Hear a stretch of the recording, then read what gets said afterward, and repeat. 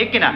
তাহলে আমি আল্লাহর সাথে 5 বার কথা বলি, 5 বার দেখা করি, 5 বার কথা বলতে যাই, 5 বার আমার হিউম্যান পার্টস সহ আমি তার সামনে খাড়া হই। এই জন্য আমার ড্রেস এত সুন্দরই থাকতে হবে, ঠিক কিনা বলেন?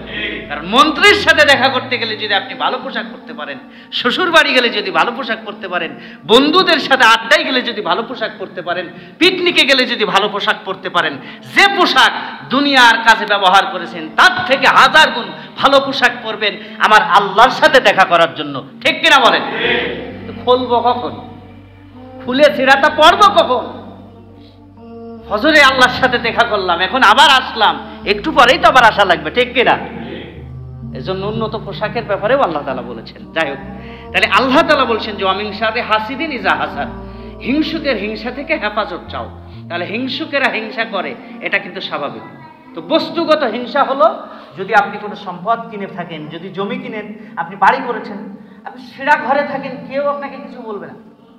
পানি পড়তেছে এমন একটা ঘরে থাকেন, কেউ কিছু বলবে না। আপনি হেঁটে হেঁটে বাজার করেন, কেউ কিছু বলবে না। এটা মানুষের নেচার, এটা দুনিয়াতে আছে। এটা আমাদের গ্রামে নেই, আমাদের গ্রামে আছে, আমাদের এলাকাতেও আছে।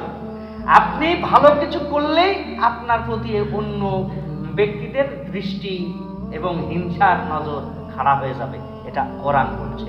ওয়ামিন শাররি, আল্লাহ বলছেন যে ওয়ামিন শাররি হেফাজত চাও, ওয়ামিন শাররি হাসিদিন ইজা হাসাদ, যখন হিংসুকেরা হিংসা করে, ইজা যখন করে, কি করে? হাসাদ, যখন তারা হিংসা করে আপনাকে নিয়ে, তখন আপনি আল্লাহর কাছে পানা চান। কারণ হিংসুকেরা যদি হিংসা করে, হয় আপনাকে ক্ষতি করে ফেলবে, না হলে আপনাকে উঁচুই উঠাইয়ে দেবে, ঠিক কিনা বলেন? তো বস্তুগত যেটা, আমরা অনেক সময় বস্তুগত হিংসার মধ্যে আরেকটা বিষয় আমরা নিয়ে আসতে পারি। সেটা হলো আপনার খুব ভালো ফসল হয়েছে, সকালবেলা উঠে দেখলেন একটা কলা গাছ খাড়া নেই, মাজার থেকে কাটা, আছে না নাই? আপনার জমিনে খুব ভালো ফসল হয়েছে, খুব লাউ ধরেছে, খুব সুন্দর মজবুত, কারোর সাথে মিললে কিন্তু কিছু করার নেই। আমি কিন্তু আন্দাজে বলছি, হ্যাঁ, আমি এর আগে একবার এরকম ধরা খাইছি। আমি বলছি যে আল্লাহ তাআলা বলছেন যে ওয়াইলুল লিল মুতাফফিফিন, আল্লাহ বলছেন যে তোমাদের মধ্যে এমন মানুষ আছে যারা ওজনে দেওয়ার সময় কম দেয়, নেওয়ার সময় বেশি নেয়। আমি বলতে গিয়ে এক পেপোর কথা বলে ফেলেছি, বুঝাই ফেলছি যে ধরেন আপনি পেপো কিনতে যে বেশি নিলেন আর দেওয়ার সময় কম দিলেন। এক পেপো ব্যবসায়ী আমার ওই জায়গা থেকে ধরলো যে এত কথা থাকতে পেপোর কথা কেন আসলো? আমি বললাম যে আমি তো লুক করে আপনাদেরকে তাকায় বলিনি, আমি উদাহরণ দিতে যে ওটা চলে আসছে, পেপোর কথাই চলে আসছে বলে ফেলছি। তো এই জন্য বলছি যে লাউ গাছের এরকম ঘটনা আছে কিনা আমি জানি না। লাউ খুব ধরেছে, সকালবেলা উঠে দেখলেন যে কেটে দিয়েছে, এরকম আছে না নাই? এটা হলো বস্তুগত হিংসা। এবার আসেন আমরা অবস্তুগত হিংসার দিকে একটু ফোকাস দিই। অবস্তুগত হিংসা হলো ওইটা যেটা দৃশ্য, কোনো বস্তুর কারণে মানুষ মানুষকে হিংসা করে না, কোনো বস্তুর কারণে না।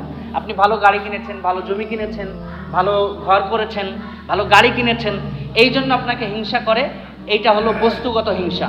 আর অবস্তুগত হিংসা যেগুলো এই কারণে মানুষ মানুষকে হিংসা করে না, এটার আমরা জ্বালযন্ত্র প্রমাণ কোরআন থেকেই 1000টা দিতে পারবো ইনশাআল্লাহ। কোরআন থেকে আমরা দলিল দিতে পারবো। প্রথম দলিল হচ্ছে ইউসুফ আলাইহিস সালাতু ওয়াস সালামের পিতা হচ্ছেন ইয়াকুব আলাইহিস সালাতু ওয়াস সালাম, নবীর পেটে নবী। সুবহানাল্লাহ বলেন। নবীর পেটে নবী হয়েছেন, মানে তার স্ত্রীর পেটে আর কি। আপনারা আবার বক্তব্য ঘুরে ফিরে করতে অন্য দিক নিন না। তো নবীর ঘরে নবী হয়েছেন ইউসুফ আলাইহিস সালাতু ওয়াস সালাম। এবং ইউসুফ আলাইহিস সালাতু ওয়াস সালামের আগে আরো 10 ভাই আছে। আগে কয় ভাই আছে? 10 ভাই আছে। কিন্তু ইয়াকুব আলাইহিস সালাতু ওয়াস সালাম দেখলেন আমার আগের যে 10 ছেলে আছে, এই 10 ছেলের মধ্যে নবী হওয়ার লক্ষণ একটার মধ্যেও নাই। নবী হওয়ার লক্ষণ ইউসুফের মধ্যে আছে। সুবহানাল্লাহ বলেন। আমি এর সাথে একটু কথা, 1 মিনিটের একটা কথা অ্যাড করি।